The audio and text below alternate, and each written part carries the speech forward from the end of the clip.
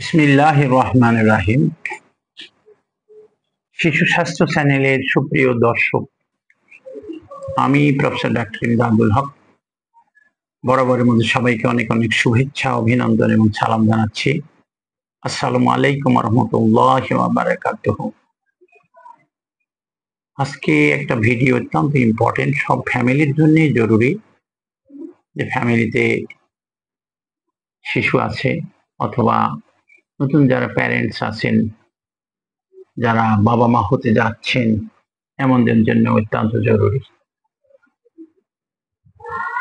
দেখুন, যখন একটা জ্বরের বাচ্চা দেখি, বাচ্চাটার জ্বর কিন্তু একটা রোগ না, একটা সিমটম। বিভিন্ন কারণে হয়, অনেক রোগে হয় জ্বর। তখন সব রোগীকে একটা চার্ট করে দিয়ে দিই। আমি কি চার্ট করে দিই? Temperature chart. আমাদের সবার বেশিরভাগ মানুষেরই অভ্যাস হলো কপালে হাত দিয়ে গরম প্যারাসিটামল একটা খাইয়ে দিয়ে দিই। এই কাজটা প্রায় সবাই করে থাকেন। এই কাজটা যাতে না করতে পারে, আর প্যারাসিটামল ওষুধটাতে এত খাওয়া হয়, বাচ্চাদের যে এত খাওয়ানো হয়, এটা কল্পনারও বাইরে। এই কাজটা যাতে না করতে পারে, এই কারণে টেম্পারেচার চার্টটা করা হয় এবং টেম্পারেচার চার্টটা করে দিই মানুষকে। কিন্তু মানুষ লিখে দেওয়া থাকে তাপমাত্রা 100 হলে বা 100-র উপরে হলে আপনি এই প্যারাসিটামল সাপোজিটরি অথবা মুখে খাওয়া যাই হোক ব্যবহার করবেন। 100 আর ওঠে না, 100 ওঠে না। এখন দেখা যাচ্ছে তাপমাত্রা চার্ট করতে দিলাম, বলে দিলাম এটা কিন্তু তাপমাত্রার চার্ট, এটা জ্বরের চার্ট না।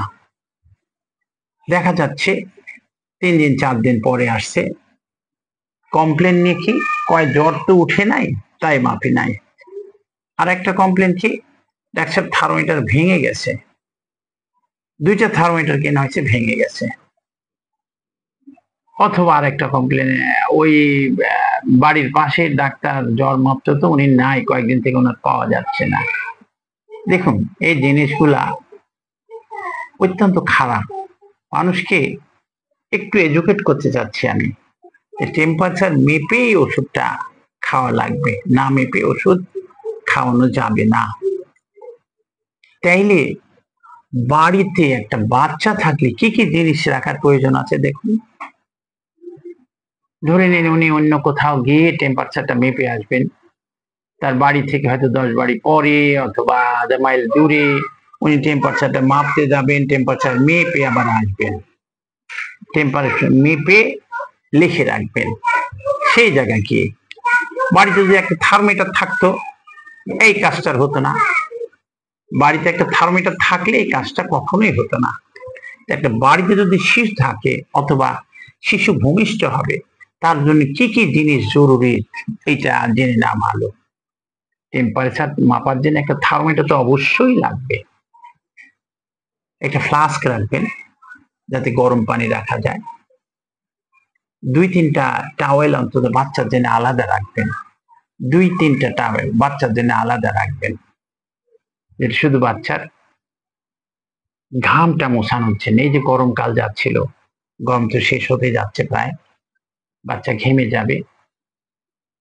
অথবা আর কি, টাওয়েল বাদে আর কি, হ্যাঁ, টিস্যু পেপার রাখতে পারেন।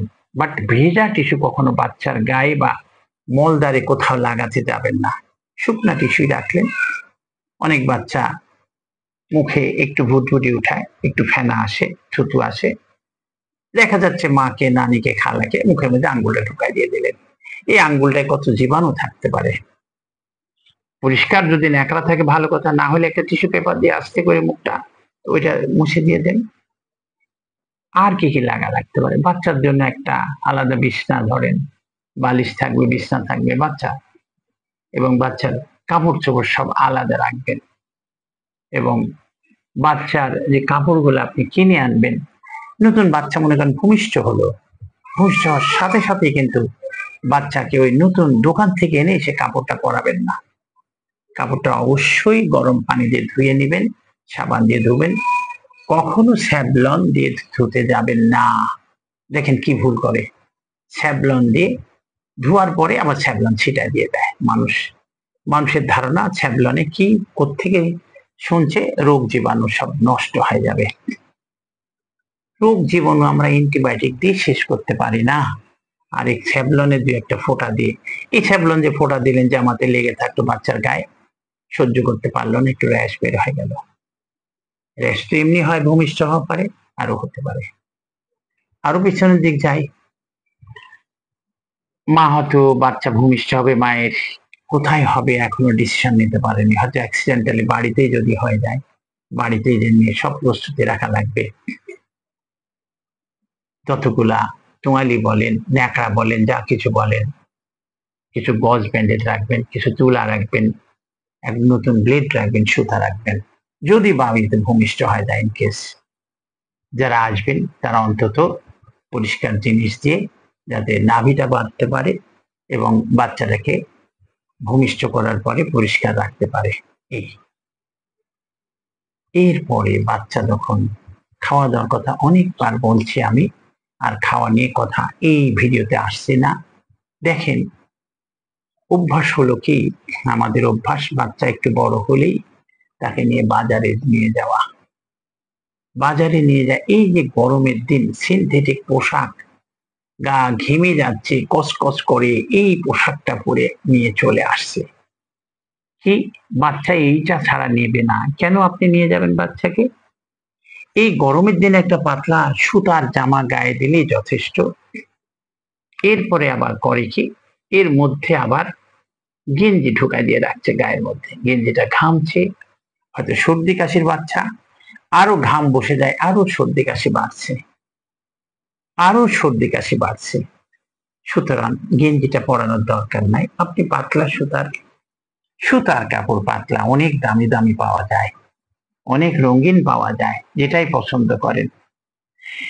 কখনো বাচ্চাকে মার্কেটে নিয়ে যাওয়ার অভ্যাস করবেন না। বাজার কিন্তু একটা খারাপ জায়গা ধরে রাখবেন।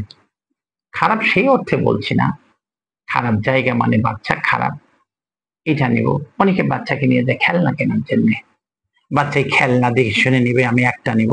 মা বাবার বাজেট মনে করেন 500 টাকা, ও যদি 5,000 টাকা নিতে পারে ও কিছুই মনে করবে না, বাজেটের দিক তাকাবে কি? কখনোই না, নিয়ে যাবেন না।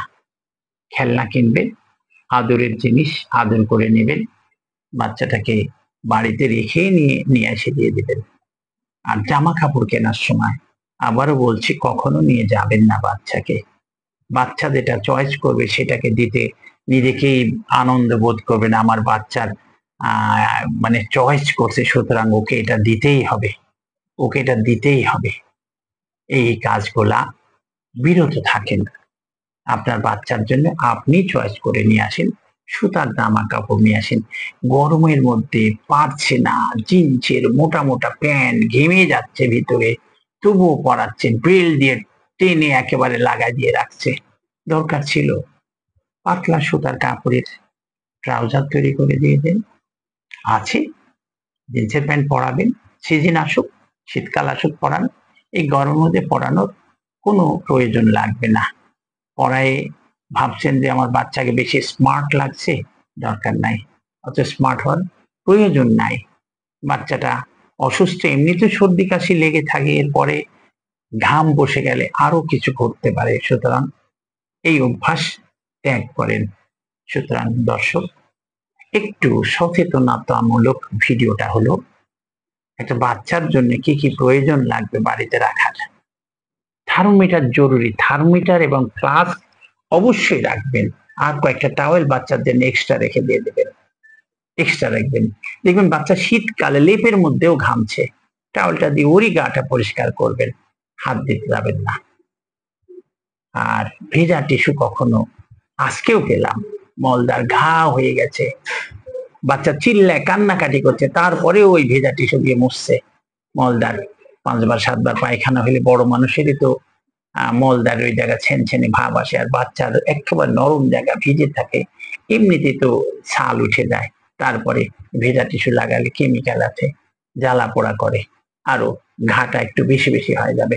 সুতরাং এটা ব্যবহার করবেন না। আর একটা কথা, বাজারে বাচ্চাকে নিয়ে যাওয়ার অভ্যাস পারতপক্ষে না করাই ভালো। দর্শক, সচেতনতামূলক এই ভিডিওটা আরো কিছু সচেতনতা হওয়ার জন্য আরো কিছু আমরা দিতে পারি। আজকের মতো এখানে রাখলাম। এ পর্যন্ত ভালো থাকবেন, সুস্থ থাকবেন। পরবর্তীতে আবার কোনো ভিডিও নিয়ে দেখা হবে। আল্লাহ হাফেজ। আসসালামু আলাইকুম রহমতুল্লাহি ওয়া বারাকাতুহু।